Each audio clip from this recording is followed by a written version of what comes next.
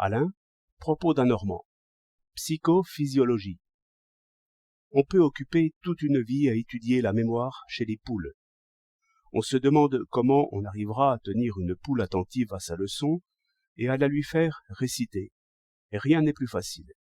Si je dispose des grains de blé régulièrement sur un carton, et si une poule les enlève lestement, je ne sais pas si elle a appris quelque chose.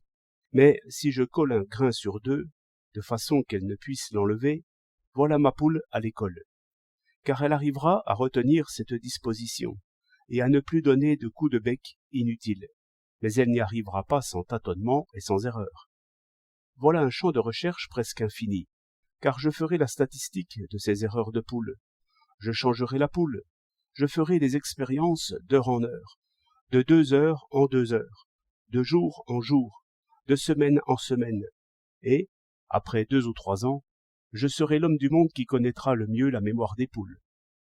Si cette place est déjà prise, vous n'aurez pas de mal à découvrir quelque autre domaine encore mal connu. Soit un loquet très simple, permettant d'ouvrir une cage dans laquelle vous enfermez de la nourriture.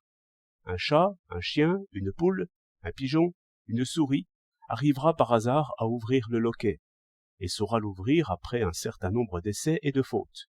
Si vous changez l'animal, le loquet, l'intervalle entre les expériences, vous dresserez encore une belle liste de faits et sans fatigue. La méthode du labyrinthe est aussi à la portée d'une intelligence moyenne. Vous faites un labyrinthe, c'est-à-dire une boîte à cloisons et à couloirs avec beaucoup d'impasses. La nourriture est à un bout et l'animal à l'autre bout. Vous notez les erreurs qu'il commet, le temps qu'il emploie à retenir la vraie route, le nombre des expériences qui y sont nécessaires pour une souris, pour un rat, pour un chat, pour un pigeon, pour un goujon. Mais oui, pour un goujon, cela a été fait. Mais il vous reste la tanche, la perche, la truite, et aux différents âges. Il vous reste la grenouille, le crapaud, la couleuvre. Et si vous prenez soin d'envoyer vos résultats à quelques revues de psychologie, vous vous ferez une petite gloire. Et l'on dira de vous, il savait bien une certaine chose. Cela vaut mieux que de bavarder de tout avec vraisemblance.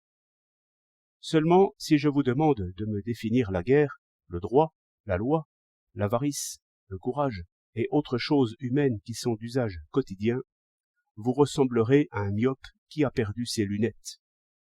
Ces exemples, que je n'invente point, font voir comment l'enseignement supérieur, qui a charge de former des maîtres à penser pour la jeunesse, peut très bien oublier et même mépriser de bonne foi cette fonction essentielle. La pensée a son luxe et ses pauvres. 2 août 1911.